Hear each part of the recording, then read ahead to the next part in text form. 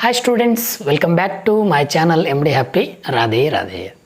ಆತ್ಮೀಯ ದ್ವಿತೀಯ PUC ವಿದ್ಯಾರ್ಥಿಗಳಿಗೆ ಈ ವಿಡಿಯೋದಲ್ಲಿ ನಿಮಗೆ ರಾಜ್ಯಶಾಸ್ತ್ರ ವಿಷಯಕ್ಕೆ ಸಂಬಂಧಪಟ್ಟಂತಹ ಮೊದಲ ಚಾಪ್ಟರ್ ಅಂದರೆ ಮೊದಲನೇ ಅಧ್ಯಾಯ ಆಗಿರುವಂತಹ ಭಾರತದ ರಾಜಕೀಯ ವ್ಯವಸ್ಥೆಯ ಉಗಮ ಮತ್ತು ಬೆಳವಣಿಗೆ, ಈ ಒಂದು ಅಧ್ಯಾಯದಲ್ಲಿ ಬರುವಂಥ ಅಂದರೆ ಪ್ರಮುಖವಾಗಿ ಈ ಒಂದು ಕಿರು ಪರೀಕ್ಷೆಗಳು ಜೊತೆಗೆ ಮಧ್ಯವಾರ್ಷಿಕ ಪರೀಕ್ಷೆಗಳು ಮತ್ತು ಆ್ಯನ್ಯುವಲ್ ಎಕ್ಸಾಮ್ಗೆ ಬರುವಂತಹ ಪ್ರಮುಖ MCQ, ಬಿಟ್ಟ ಸ್ಥಳ, ಹೊಂದಿಸಿ ಬರೆಯಿರಿ ಮತ್ತು ಈ 1 ಅಂಕದ ಮತ್ತು 5 ಅಂಕದ 10 ಅಂಕದ ಪ್ರಮುಖ ಪ್ರಶ್ನೆಗಳು ಈ ಒಂದು ಅಧ್ಯಾಯದ ಮೇಲೆ ಯಾವೆಲ್ಲ ಪ್ರಶ್ನೆಗಳು ಬರ್ತವೆ ಮತ್ತು ಅದರ ಉತ್ತರಗಳ ಜೊತೆಗೆ ಈ ಒಂದು ವಿಡಿಯೋದಲ್ಲಿ ನಾನು ಚರ್ಚೆ ಮಾಡ್ತಾ ಹೋಗ್ತೀನಿ. ನನ್ನೊಂದು ಸಣ್ಣ ರಿಕ್ವೆಸ್ಟ್ ಏನಪ್ಪ ಅಂತಂದರೆ, ಇನ್ನೂ ಯಾರು ನಮ್ಮ ಚಾನಲ್ನ ಸಬ್ಸ್ಕ್ರೈಬ್ ಆಗಿಲ್ಲ ದಯವಿಟ್ಟು ನಮ್ಮ ಚಾನಲ್ ಸಬ್ಸ್ಕ್ರೈಬ್ ಮಾಡ್ಕೊಳ್ಳಿ ಅಂತ ಹೇಳ್ತೀನಿ. ವಿಡಿಯೋ ಲೈಕ್ ಆದರೆ ಒಂದು ಲೈಕ್ ಕೊಡಿ, ನಿಮ್ಮ ಸ್ನೇಹಿತರಿಗೆ ವಿಡಿಯೋಗಳನ್ನು ಶೇರ್ ಮಾಡಿ ಅಂತ ಹೇಳ್ತೀನಿ. ತಪ್ಪದೆ ಕಮೆಂಟ್ ಮೂಲಕ ರಾಧೆ ರಾಧೆ ಅಂತ ತಿಳಿಸಿ ಅಂತ ಹೇಳ್ತಾ, ಅದೇ ರೀತಿಯಾಗಿ ಈ ಒಂದು ವಿಡಿಯೋದಲ್ಲಿ ನಿಮಗೆ ಅಧ್ಯಾಯ 1 ಭಾರತದ ರಾಜಕೀಯ ವ್ಯವಸ್ಥೆಯ ಉಗಮ ಮತ್ತು ಬೆಳವಣಿಗೆಯಲ್ಲಿ ಪ್ರಮುಖವಾಗಿರುವಂಥ ಇಂಪಾರ್ಟೆಂಟ್ ಆಗಿರುವಂತಹ ಮೊದಲಿಗೆ ನಾವೇನು ಮಾಡೋಣ ಅಂತಂದರೆ ಈ ಒಂದು MCQ ಪ್ರಶ್ನೆಗಳು ಜೊತೆಗೆ 1 ಅಂಕ ಅಂತಂದರೆ ಅಲ್ಲಿ ಬಿಟ್ಟ ಸ್ಥಳ ಬರಬಹುದು, ಹೊಂದಿಸಿ ಬರೀಬಹುದು ಅಥವಾ MCQನೂ ಬರ್ಬೋದು. ಆದರೆ ಈ ಅಧ್ಯಾಯಕ್ಕೆ ಬಂದಂತಹ ಈ ಒಂದು ನಾವು ಸರಿಸುಮಾರು 2-3 ವರ್ಷದ ಪ್ರಶ್ನೆ ಪತ್ರಿಕೆಯನ್ನು ಗಮನಿಸ್ತಾ ಹೋದಾಗ ನೀವೆಲ್ಲ ಇಲ್ಲಿ ನೋಡ್ತೀರಿ, ಸುಮಾರು 2-3 ವರ್ಷದ ಒಂದು ಪ್ರಶ್ನೆ ಪತ್ರಿಕೆಯನ್ನು ಗಮನಿಸ್ತಾ ಹೋದಾಗ ಇಲ್ಲಿ 1ನೇ ಅಧ್ಯಾಯಕ್ಕೆ ಯಾವೆಲ್ಲ ಪ್ರಶ್ನೆಗಳು ಬಂದಿವೆ ಎಂಬುದನ್ನು ಈ ಒಂದು ವಿಡಿಯೋದಲ್ಲಿ ನೋಡ್ತಾ ಹೋಗೋಣ. ಹಾಗಾದರೆ ಬನ್ನಿ, ಮೊದಲನೇದಾಗಿ 1ನೇ ಪ್ರಶ್ನೆಯನ್ನು ನಾವು ಇಲ್ಲಿ ನೋಡ್ಕೊತಾ ಹೋಗ್ತೀವಿ. ಸೊ ಆತ್ಮೀಯ ವಿದ್ಯಾರ್ಥಿಗಳೇ, ಮೊದಲನೇದಾಗಿ 2026 ಮತ್ತು 27ನೇ ಸಾಲಿಗೆ ಸಂಬಂಧಪಟ್ಟಂಥ ಆ್ಯನ್ಯುವಲ್ ಎಕ್ಸಾಮ್ನಲ್ಲಿ ನಾವು ರಾಜ್ಯಶಾಸ್ತ್ರ ಏನು ಒಂದು ರಾಜ್ಯಶಾಸ್ತ್ರ ಇದೆಯಲ್ಲ, ಈ ರಾಜ್ಯಶಾಸ್ತ್ರ ವಿಷಯಕ್ಕೆ ಸಂಬಂಧಪಟ್ಟಂತೆ 80ಕ್ಕೆ 80 ಅಂಕಗಳು ಯಾವ ರೀತಿ ಪಡೆಯೋಣ ನಾವು ಎಂಬುದನ್ನು ಮೊದಲನೇ ಅಧ್ಯಾಯದಿಂದನೇ ಪ್ರಾರಂಭ ಮಾಡೋಣ. ಭಾರತದ ರಾಜಕೀಯ ವ್ಯವಸ್ಥೆಯ ಉಗಮ ಮತ್ತು ಅದರ ಬೆಳವಣಿಗೆ ಈ ಅಧ್ಯಾಯಕ್ಕೆ ಸಂಬಂಧಪಟ್ಟಂತೆ ನಾವಿಲ್ಲಿ ನೋಡ್ತಾ ಹೋದಾಗ ಈ ಅಧ್ಯಾಯದಲ್ಲಿ ನಿಮಗೆ ಪ್ರಮುಖವಾಗಿ ಸರಿಸುಮಾರು ಒಂದು ನಿಮಗೆ ಏನಪ್ಪ ಅಂತಂದರೆ MCQ ಪ್ರಶ್ನೆ ಇರ್ತದೆ. ಅದನಂತರ ನಿಮಗೆ ಇಲ್ಲಿ 5 ಅಂಕದ ಒಂದು ಪ್ರಶ್ನೆ ಇರ್ತದೆ ಮತ್ತು 10 ಅಂಕದ ಒಂದು ಪ್ರಶ್ನೆ, ಟೋಟಲ್ಲು ನಿಮಗೆ 16 ಅಂಕಗಳು ಬರುವಂಥ ಸಾಧ್ಯತೆ ಈ ಒಂದು ಅಧ್ಯಾಯದ ಮೇಲೆ ಇರ್ತದೆ. ಸೊ ಹಾಗಾದರೆ ಬನ್ನಿ ಒಂದೊಂದಾಗಿ ಇಲ್ಲಿ ಪ್ರಶ್ನೆಗಳನ್ನು ಮತ್ತು ಉತ್ತರವನ್ನು ನೋಡ್ಕೊತ ಹೋಗೋಣ. ಅದರ ಜೊತೆಗೆ ನಾನೇನು ಹೇಳೋಕ್ಕೆ ಇಷ್ಟಪಡ್ತೀನಿ ಅಂತಂದರೆ, ಈ ಅಧ್ಯಾಯದ ಸಂಪೂರ್ಣ ಪ್ರಶ್ನೆಯ ಉತ್ತರಗಳನ್ನು ಈ ವಿಡಿಯೋದಲ್ಲಿ ಕೊಡ್ತೀನಿ. ನೋಡಿ, ಮೊದಲನೇದು ನಾವು ಇಲ್ಲಿ MCQಯಲ್ಲಿ ಬರುವಂಥ 1 ಅಂಕ ಆಗಿರ್ಬೋದು, ಬಿಟ್ಟ ಸ್ಥಳ ಆಗಿರ್ಬೋದು, ಈ ಒಂದು ಏನು ಹೊಂದಿಸಿ ಬರಿ ಇವೆಲ್ಲವೂ ಬರುವಂಥ ಪ್ರಶ್ನೆಗಳು. ನೋಡಿ, ಭಾರತ ಯಾವಾಗ ಸ್ವತಂತ್ರವಾಯಿತು? ಪ್ರಶ್ನೆ ಏನಿದೆ ನೋಡಿ, 1 ಅಂಕದ ಪ್ರಶ್ನೆ ಇದು ನಿಮಗೆ ಕೇಳ್ತಾನೆ. ಭಾರತವು ಆಗಸ್ಟ್ 15, 1947ರಂದು ಸ್ವತಂತ್ರವಾಯಿತು. ಹಳೆಯ ಒಂದು ಪ್ರಶ್ನೆ ಪತ್ರಿಕೆಯನ್ನು ಗಮನಿಸ್ತಾ ಹೋದಾಗ ಮಾರ್ಚ್ 15 ಮತ್ತು 19ರಲ್ಲಿ ಈ ಪ್ರಶ್ನೆ ಕೇಳುವುದುಂಟು. ಸೊ ಇಂಪಾರ್ಟೆಂಟ್ ಬರ್ತದೆ, ನೆನಪಿರಲಿ. ಇನ್ನು ಅತೀ ಪ್ರಮುಖವಾಗಿ ನಾನು ಇಂಪಾರ್ಟೆಂಟ್ ಅಂತ ಹೇಳ್ತೀನಿ, ಭಾರತ ಸಂವಿಧಾನ ಯಾವಾಗ ಅಸ್ತಿತ್ವಕ್ಕೆ ಬಂತು ಅಂತ ಅಥವಾ ಜಾರಿಗೆ ಬಂತು ಅಂತ ಕೇಳಿದ್ದಾರೆ. ಇದು ನಿಮಗೆ 2000 ಏನು ಮೊನ್ನೆ 25 ನಡೀತಲ್ಲ, ಅಲ್ಲಿ ಸಹ ಈ ಪ್ರಶ್ನೆಯನ್ನು ಕೇಳಿದ್ದಾರೆ. ಜನವರಿ 26, 1950ರಂದು ಅಸ್ತಿತ್ವಕ್ಕೆ ಬಂತು, ಅಂದರೆ ಜಾರಿಗೆ ಬಂತು ಅಂತ ಹೇಳ್ತೀವಿ. ತದನಂತರಗೆ ಭಾರತದ ರಾಷ್ಟ್ರೀಯ ಕಾಂಗ್ರೆಸ್ ಯಾವಾಗ ಅದು ಉದಯಿಸಿತು ಅಂದರೆ ಅದರ ಅಸ್ತಿತ್ವ ಯಾವಾಗಾಯಿತು ಅಂತ ಪ್ರಶ್ನೆಯನ್ನು ಕೇಳಿದಾಗ 1885ರಂದು ಉದಯವಾಯಿತು. ಹಾಗಾದರೆ ಕಮೆಂಟ್ ಮೂಲಕ ಈ ಒಂದು ರಾಷ್ಟ್ರೀಯ ಕಾಂಗ್ರೆಸ್ ಸ್ಥಾಪನೆಯ ಕರ್ತೃ ಯಾರು ಅಂತೇಳಿ ದಯವಿಟ್ಟು ನನ್ನ ಕಮೆಂಟ್ ಮೂಲಕ ನೀವೆಲ್ಲರೂ ತಿಳಿಸಿ ಅಂತ ಹೇಳ್ತೀನಿ. ಮುಂದಿನ ಪ್ರಶ್ನೆಗೆ ನಾನು ನಿಮಗೆ ಕರ್ಕೊಂಡು ಹೋಗ್ತೀನಿ. ಯಾವ ಕಾಯ್ದೆಯು ಅಧಿಕಾರವನ್ನು ಕಂಪನಿಯಿಂದ ಕ್ರೌನ್ಗೆ ವರ್ಗಾಯಿಸಿತು? ಇಂಪಾರ್ಟೆಂಟು, ಹೋದ ವರ್ಷವೂ ಕೇಳಿದ್ದಾನೆ.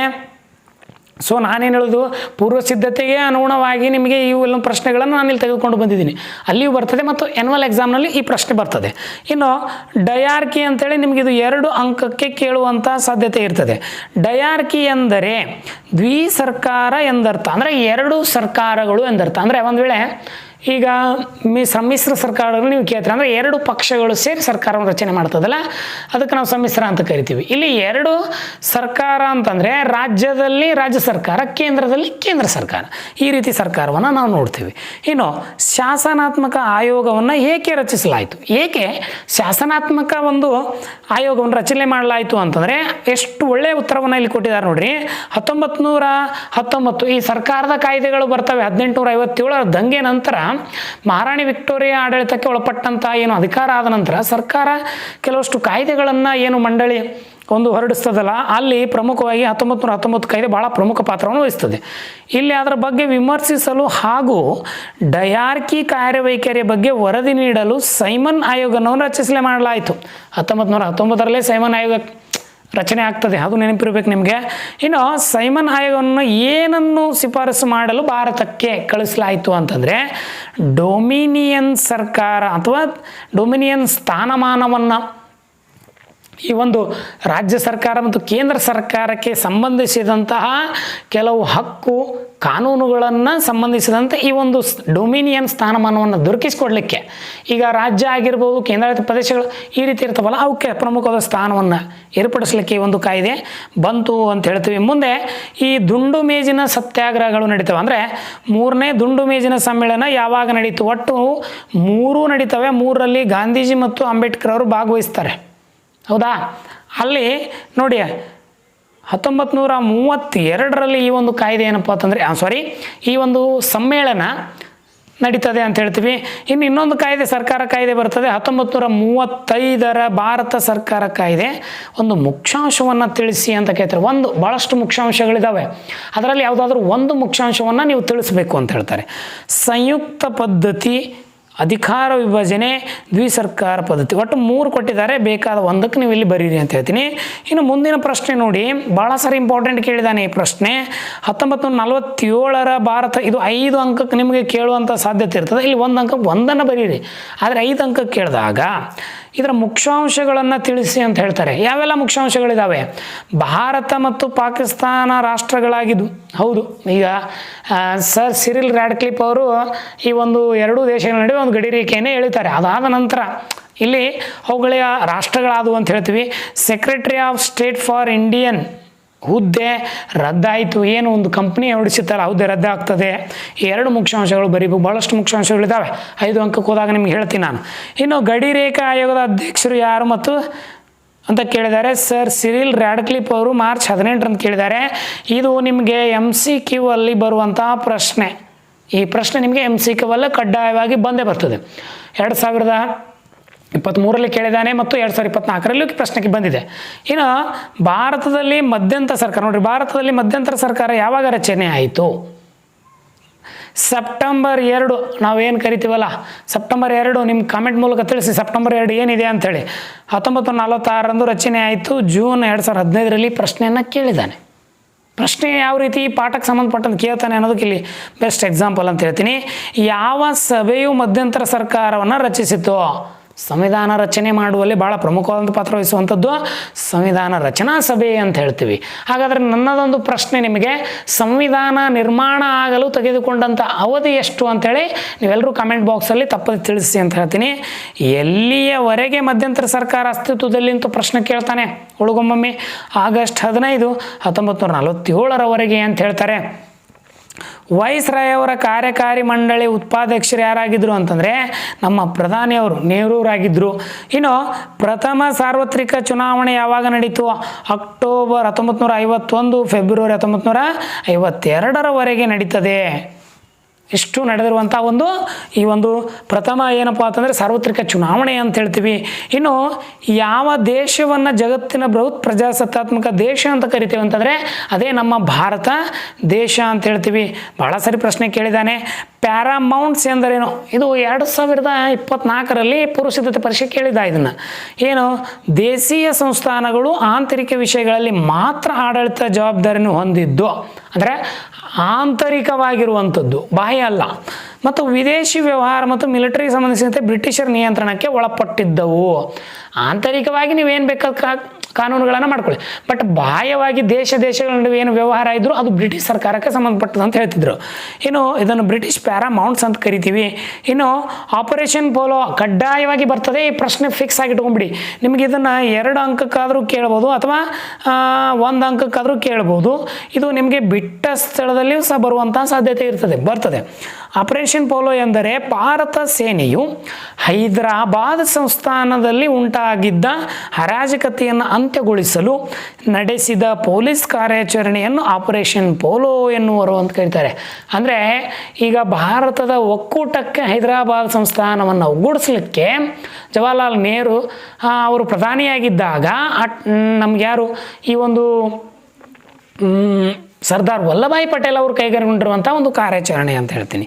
ಇನ್ನು ಇನ್ಸ್ಟಿಟ್ಯೂಟ್ಮೆಂಟ್ ಆಫ್ ಎಕ್ಸ್ಟೆನ್ಷನ್ ಎಂದರೆ ರಕ್ಷಣೆ ಆಗಿರ್ಬೋದು, ವಿದೇಶಾಂಗ ವ್ಯವಹಾರಗಳು, ಸಂಪರ್ಕಗಳಿಗೆ ಸಂಬಂಧಿಸಿದಂಥ ದೇಶೀಯ ಸಂಸ್ಥಾನಗಳು ಭಾರತದಲ್ಲಿ ವಿಲೀನವಾಗಲು ನೋಡಿ ಮಾಡಿಕೊಂಡ ಒಪ್ಪಂದವೇ ಇನ್ಸ್ಟಿಟ್ಯೂಟ್ಮೆಂಟ್ ಆಫ್ ಅಕ್ಸೆಷನ್ ಅಂತ ಕರಿತೀವಿ.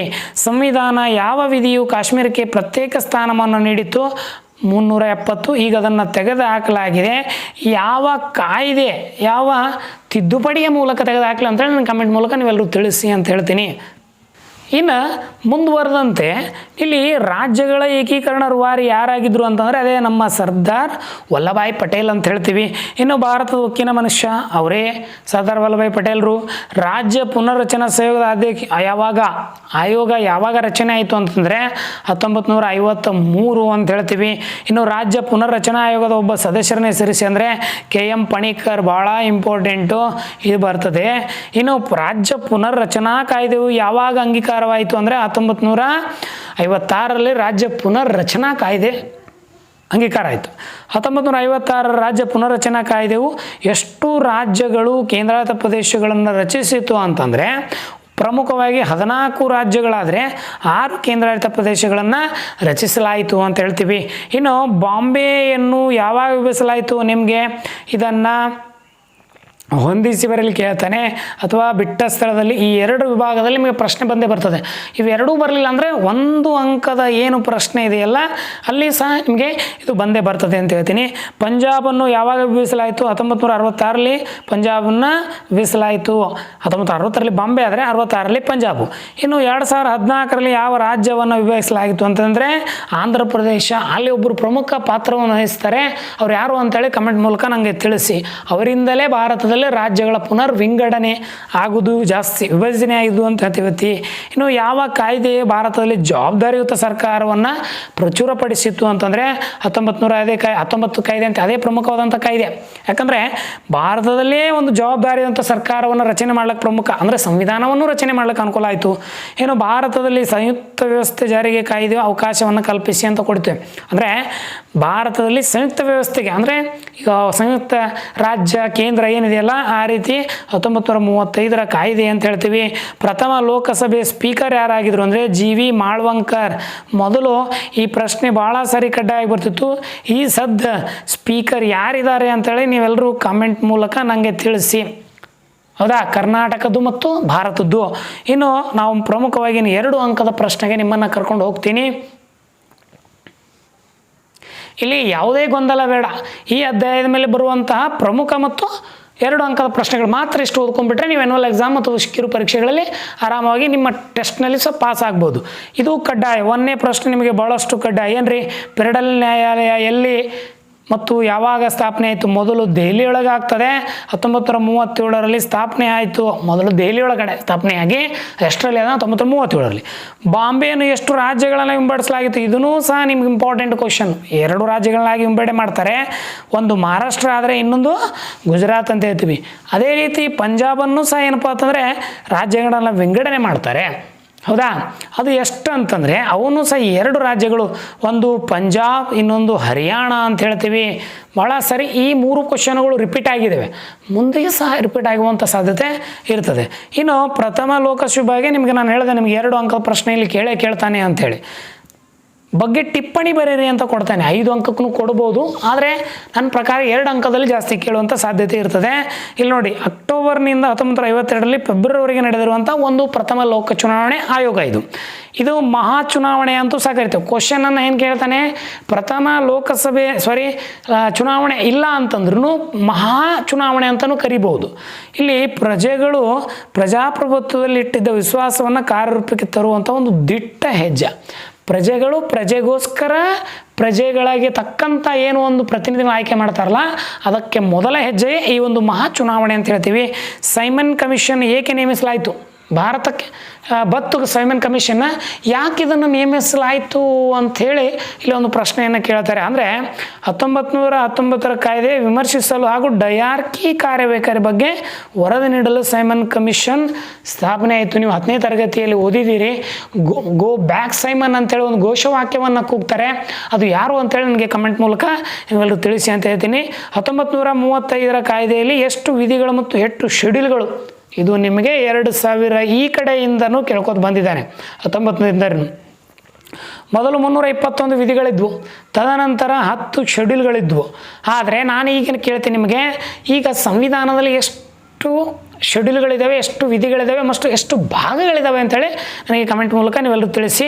ಪೂನಾ ಒಪ್ಪಂದ ಯಾರ ನಡುವೆ ನಡೀತದೆ, ಅದಕ್ಕೆ ಪ್ರಮುಖ ಕಾರಣವೇ ಈ ದುಂಡು ಮೇಜಿನ ಸತ್ಯಾಗ್ರಹಗಳು ನಡೀತಾವಲ್ಲ, ಅದರಲ್ಲಿ ಒಂದು ಸೆಪ್ಟೆಂಬರ್ 28, 1931 ಗಾಂಧೀಜಿ ಮತ್ತು ಅಂಬೇಡ್ಕರ್ ಅವರ ನಡುವೆ ನಡೀತದೆ ಈ ಒಂದು ಪೂನಾ ಒಪ್ಪಂದ. ಭಾಳ ಸಾರಿ ವಿದ್ಯಾರ್ಥಿಗಳು ಗೊಂದಲ ಮಾಡ್ಕೋತಿರ್ತೀರಿ. ಈ ಪೂನಾ ಒಪ್ಪಂದ ಭಾಳ ಸಾರಿ ನಿಮ್ಗೆ ಕನ್ಫ್ಯೂಸ್ ಮಾಡಿದೆ, ಪ್ರಶ್ನೆ ಬಂದಿದೆ, ಬರ್ತದೆ.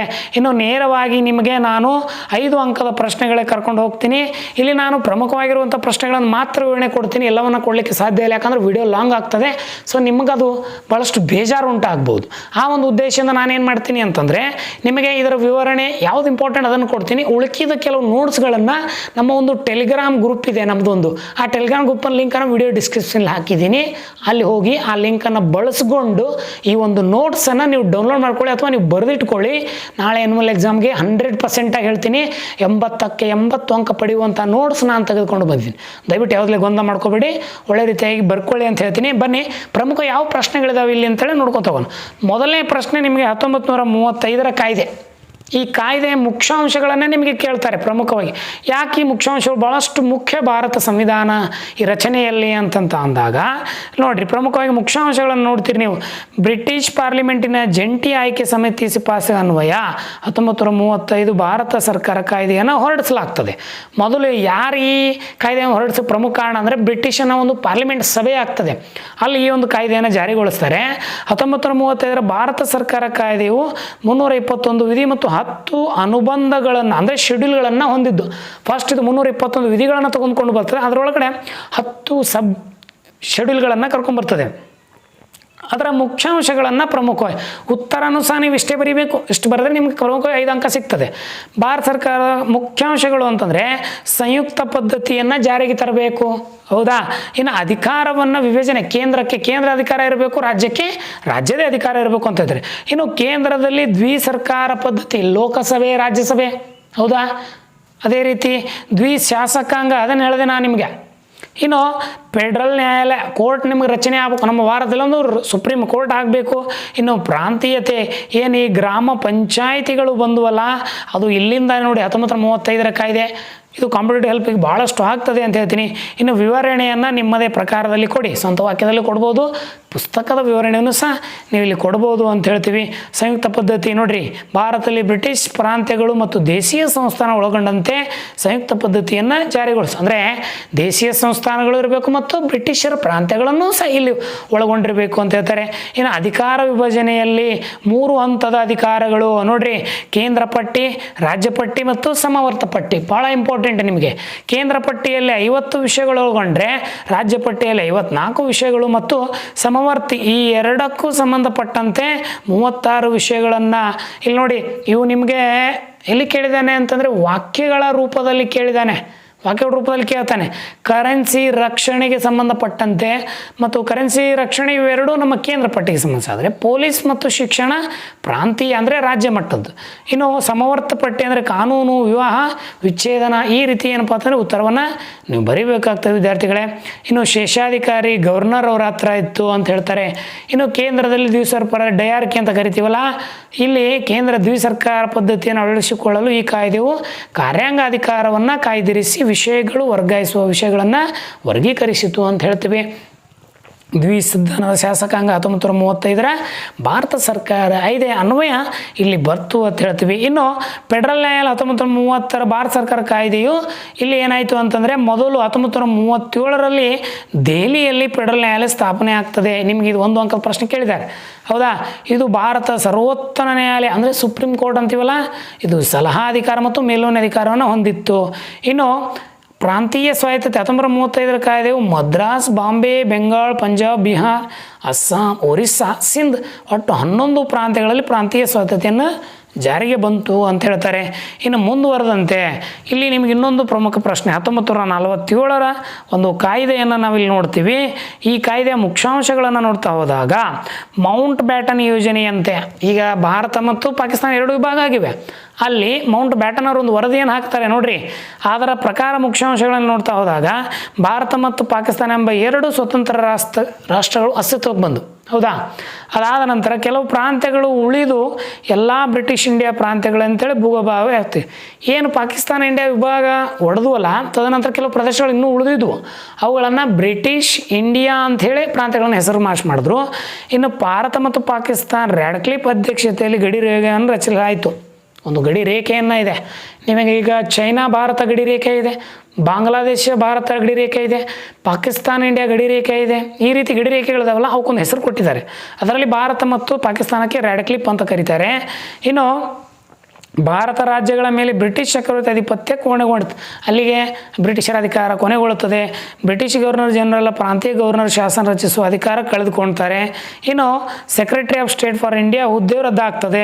ಭಾರತದಲ್ಲಿ ಬ್ರಿಟಿಷ್ ಚಕ್ರವರ್ತಿ ಕೊನೆಗೊಂಡು ಭಾರತ ಸಂವಿಧಾನ ರಚನೆ ಸಭೆಯ ಸಂಪೂರ್ಣ ಪರಮಾಧಿಕಾರವನ್ನು, ಸಂವಿಧಾನವನ್ನು ರಚಿಸುವ ಅಧಿಕಾರವನ್ನು ಭಾರತವೇ ಹೊಂದಿತ್ತು ಅಂತ ಹೇಳ್ತಾರೆ.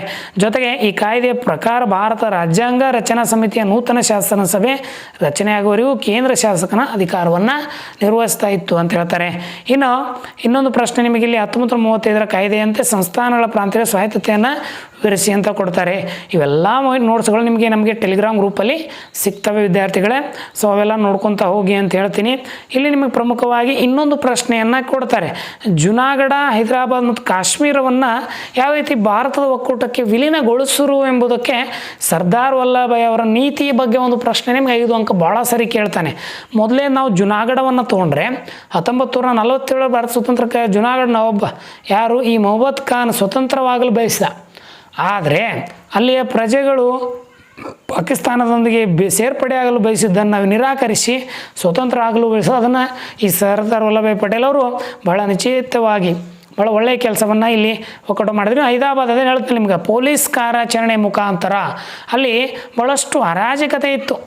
ಅಲ್ಲಿನ ಅಧಿಕಾರವನ್ನು ಜನ ದಂಗೆ ಎದ್ದಿದ್ರು. ಅದನ್ನು 1948ರ ಪೊಲೀಸ್ ಕಾರ್ಯಾಚರಣೆ ಸೆಪ್ಟೆಂಬರ್ನಲ್ಲಿ ಪೊಲೀಸ್ ಒಂದು ಏನಪ್ಪ ಅಂತಂದರೆ ಪ್ರವೇಶಿಸಿ ಈ ಒಂದು ಕಾರ್ಯಾಚರಣೆಯನ್ನು ಆಪರೇಷನ್ ಪೋಲೋ ಅಂತೇಳಿ ನಾವು ಕರೆದ್ವಿ. ಅದರ ತಕ್ಕಂತೆ ನೀವು ಉತ್ತರವನ್ನು ಇಲ್ಲಿ ಬರೀರಿ ಅಂತ ಹೇಳ್ತೀನಿ. ತದನಂತರ ಬರ್ತದೆ ಜಮ್ಮು ಮತ್ತು ಕಾಶ್ಮೀರ. ನಿಮಗೆಲ್ಲ ಗೊತ್ತೇ ಇದೆ 1947ರಿಂದ ಸ್ಟಾರ್ಟ್ ಆದಂಥ ಈ ಒಂದು ಇನ್ನೂ ನಿಲ್ತಿಲ್ಲ. ಅದ್ರ ಬಗ್ಗೆ ಭಾಳಷ್ಟು ಮಾಹಿತಿ ನಿಮಗಿದೆ, ಅದು ತಕ್ಕಂತೆ ನೀವು ಬರೀರಿ ಅಂತ ಹೇಳ್ತೀವಿ.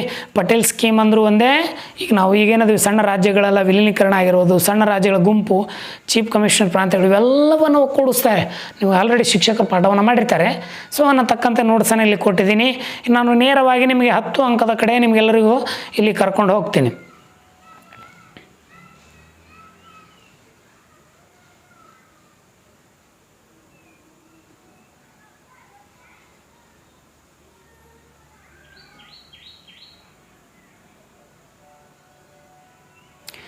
ರಾಜ್ಯಗಳ ಪುನರ್ರಚನೆಯ ಬಗ್ಗೆ ನಿಮಗೆ 10 ಅಂಕಕ್ಕೆ ಭಾಳ ಸರಿ ಪ್ರಶ್ನೆ ಕೇಳ್ತಾನೆ. ಇಲ್ಲಿ 1947ಕ್ಕಿಂತ ಪೂರ್ವದಲ್ಲಿ ಭಾರತ ಬ್ರಿಟಿಷ್ ಪ್ರಾಂತ್ಯಗಳು ದೇಶೀಯ ಸಂಸ್ಥಾನಗಳಿಂದ ಕೂಡಿದ್ದು, ದೇಶದ ಗಡಿಗಳು ಸ್ಪಷ್ಟ ಮತ್ತು ನಿರ್ದಿಷ್ಟವಾಗಿರಲಿಲ್ಲ. ಅಂದರೆ ದೇಶದ ಗಡಿ ಹಿಂಗೇ ಐತಿ ಅಂತೇಳಿ ನಿರ್ದಿಷ್ಟವಾಗಿರಲಿಲ್ಲ. ಸ್ವತಂತ್ರ ಪೂರ್ವದಲ್ಲಿ 100ಕ್ಕಿಂತ ಹೆಚ್ಚು ರಾಜ್ಯಗಳು 12 ಭಾಗಗಳಾಗಿ ದೇಶದಿಂದ ವಿಲೀನವಾಗಿದ್ದು. 500ಕ್ಕಿಂತ ಹೆಚ್ಚು ರಾಜ್ಯಗಳು 12 ಭಾಗಗಳಾಗಿ ವಿಲೀನಗೊಂಡಿದ್ದು. ಈ ಸಂಸ್ಥಾನವನ್ನು ಅನೇಕ ಭಾಷೆ ಸಂಸ್ಕೃತಿಗಳಿಂದ ಕೂಡಿದ್ದು, ಭಾಷೆ ಮತ್ತು ಸಾಂಸ್ಕೃತಿಕ ಸಾಮರಸ್ಯಕ್ಕೆ ಯಾವುದೇ ಪ್ರಾಮುಖ್ಯತೆ ಇರಲಿಲ್ಲ. ಆದ್ದರಿಂದ ರಾಜ್ಯಗಳ ಪುನರ್ರಚನೆ ಕಾಯ್ದೆಯು ಅತ್ಯಂತ ಅವಶ್ಯಕತೆವಾಗಿತ್ತು. ಅಂದರೆ ಭಾರತದಲ್ಲಿ ಭಾಳಷ್ಟು ಭಾಷೆ ಇದೆ, ಸಂಸ್ಕೃತಿ ಇದೆ, ಆಚಾರ ವಿಚಾರಗಳಿದೆ. ಅವರಿಗೆ ತಕ್ಕಂತೆ ಒಂದು ಸಮೂಹವಾದಂಥ ಒಂದು ಆಡಳಿತ ಆಗಿರ್ಬೋದು ಅಥವಾ ಪ್ರದೇಶ ಇರಲಿಲ್ಲ. ಅದನ್ನು ಏನು ಮಾಡಿದ್ರು ಅಂತಂದರೆ ಸರ್ಕಾರ ಅವರಿಗೆ ತಕ್ಕಂಥ, ಈಗ ಕರ್ನಾಟಕದಲ್ಲಿ ಕನ್ನಡವನ್ನು ಮಾತನಾಡುವ ಜನರಿದ್ದರೆ ಅದಕ್ಕೆ ಕರ್ನಾಟಕ ಎಂಬ ರಾಜ್ಯ ನಾಮಕರಣ ಮಾಡಿ ಕರ್ನಾಟಕದಲ್ಲಿ ತನ್ನದೇ ಆದ ಸ್ವತಂತ್ರ ರಾಜಕೀಯ ಸರ್ಕಾರ ಇರಲಿ ಅಂತೇಳಿ ಯಾವ ರೀತಿ ಇದೆಯಲ್ಲ ಆ ರೀತಿಯೇ ಆ ಒಂದು ಸಂಬಂಧಪಟ್ಟಂತೆ ಜಾರಿಗೆಯನ್ನು ತಂದರು. ಒಟ್ಟು 4 ವರ್ಗಗಳಾಗಿ ವಿಂಗಡಿಸಲಾಯಿತು. ಎ ವರ್ಗದಲ್ಲಿ ರಾಜ್ಯಗಳು ಯಾವ್ಯಾವ ಅಂತಂದರೆ ಅಸ್ಸಾಂ, ಬಿಹಾರ್, ಬಾಂಬೆ, ಮದ್ರಾಸ್ ಒರಿಸ್ಸಾ, ಪಂಜಾಬ್ ಇವೆಲ್ಲ ನಾವು ಯುನೈಟೆಡ್ ಪ್ರಾವಿನ್ಸಸ್ ಮತ್ತು ಪಶ್ಚಿಮ ಬಂಗಾಳದಲ್ಲಿ ಬ್ರಿಟಿಷ್ ಆಡಳಿತಕ್ಕೆ ಒಳಪಟ್ಟ ಪ್ರಾಂತ್ಯಗಳಾಗಿದ್ದು. ಇನ್ನು ಬಿದಲ್ಲಿ ಹೈದರಾಬಾದ್, ಜಮ್ಮು ಕಾಶ್ಮೀರ, ಮಧ್ಯ ಭಾರತ, ಮೈಸೂರು, ಪಾಟಿಯಾಲ, ಪೆಪ್ಪು, ರಾಜಸ್ಥಾನ್, ಸೌರಾಷ್ಟ್ರ, ಟ್ರಾಂಕೂರ್, ಕೊಚ್ಚಿನ್, ವಿಂಧ್ಯ ಪ್ರದೇಶ ಬ್ರಿಟಿಷರ ಅಧೀನದಲ್ಲಿದ್ದಂಥ ದೇಶೀನ ಪ್ರದೇಶಗಳು. ಇನ್ನು ಸಿಯಲ್ಲಿ ಅಜ್ಮೀರ್, ಭೋಪಾಲ್, ಕುಗ್ರಾ, ದೆಹಲಿ, ಹಿಮಾಚಲ್ ಪ್ರದೇಶ್, ಕಚ್, ಮಣಿಪುರ್, ತ್ರಿಪುರ ಇಂಥವು ಸಹ ಇಲ್ಲಿ ಕಾಣ್ತೀವಿ. ಇನ್ನು ಡಿಯಲ್ಲಿ ರಾಜ್ಯಗಳು ಅಂಡಮಾನ್ ಮತ್ತು ನಿಕೋಬಾರ್ ದ್ವೀಪಗಳು. ಈ ಎಲ್ಲ CD ವರ್ಗಗಳನ್ನು ಲೆಫ್ಟಿನೆಂಟ್ ಗವರ್ನರ್ ಅಥವಾ ಚೀಫ್ ಕಮಿಷನರ್ನೊಂದಿಗೆ ರಾಷ್ಟ್ರಪತಿಯರ ಆಳುವಂತಹ ಒಂದು ಪದ್ಧತಿ ಆ ಒಂದು ಇಲ್ಲಿತ್ತು. ಇನ್ನು ಮುಂದುವರೆದಂತೆ 1957ರ ರಾಜ್ಯ ಪುನರ್ರಚನಾ ಕಾಯ್ದೆಯನ್ನು ಕುರಿತು ಬರೆಯಿರಿ ಅಂತ ಹೇಳ್ತಾರೆ. ಸೊ ಆತ್ಮೀಯ ವಿದ್ಯಾರ್ಥಿಗಳೇ, ಈ ಒಂದು ವಿಡಿಯೋದಲ್ಲಿ ನಿಮಗೆ ಈ ಒಂದು ಭಾರತದ ರಾಜಕೀಯ ವ್ಯವಸ್ಥೆ ಯಾವ ರೀತಿ ಇತ್ತು, ಅದರ ಉಗಮ ಹೇಗಾಯಿತು, ಅದರ ಬೆಳವಣಿಗೆ, ಈ ಅಧ್ಯಯನಕ್ಕೆ ಸಂಬಂಧಪಟ್ಟಂತೆ ಪ್ರಮುಖವಾದಂಥ ಮತ್ತು ಇಂಪಾರ್ಟೆಂಟ್ ಕ್ವಶನ್ಗಳು, ಇಡೀ ಒಂದು ಸಿಲೆಬಸ್ ತಕ್ಕಂಥ ಪ್ರಶ್ನೆಗಳ ಉತ್ತರವನ್ನು ಈ ಒಂದು ವಿಡಿಯೋದಲ್ಲಿದೆ. ಇದರ ನೋಟ್ಸ್ ನಿಮಗೆ ಟೆಲಿಗ್ರಾಮ್ ಗ್ರೂಪಲ್ಲಿ ಸಿಗ್ತದೆ. ದಯವಿಟ್ಟು ಗೊಂದಲ ಮಾಡ್ಕೊಳಕ್ಕೆ ಹೋಗ್ಬಿಡಿ, ದಯವಿಟ್ಟು ಹೋಗಿ ಆ ನೋಟ್ಸನ್ನು ಡೌನ್ಲೋಡ್ ಮಾಡ್ಕೊಳ್ಳಿ. ನಿಮಗೆ ಲಿಂಕ್ನಲ್ಲಿ ನಾನು ವಿಡಿಯೋ ಲಿಂಕಲ್ಲಿ ಕೊಟ್ಟಿದ್ದೀನಿ. ದಯವಿಟ್ಟು ಡಿಸ್ಕ್ರಿಪ್ಷನ್ ಅಂದರೆ ವಿಡಿಯೋದ ಕೆಳಗಡೆ ಒಂದು ಇದು ಇರ್ತದೆ, ಆ ಒಂದು ನಿಮಗೆ ಈ ಲಿಂಕ್ ಇರ್ತದೆ. ಅಲ್ಲಿ ಕ್ಲಿಕ್ ಮಾಡಿಬಿಟ್ಟು ನೇರವಾಗಿ ನೀವು ಟೆಲಿಗ್ರಾಮ್ ಗ್ರೂಪಿಗೆ ಜಾಯ್ನ್ ಆಗ್ತೀರಿ. ಸೊ ಆ ನೋಟ್ಸನ್ನು ಪಡಿಬೋದು ಅಂತೈತಿ. ವಿಡಿಯೋ ಹೇಗೆ ಅನ್ನಿಸ್ತು ಅಂತೇಳಿ ಕಮೆಂಟ್ ಮೂಲಕ ತಿಳಿಸಿ ಅಂತ ಹೇಳ್ತಾ ಎಲ್ಲರಿಗೂ ಧನ್ಯವಾದಗಳು. ರಾಧೇ ರಾಧೇಯ.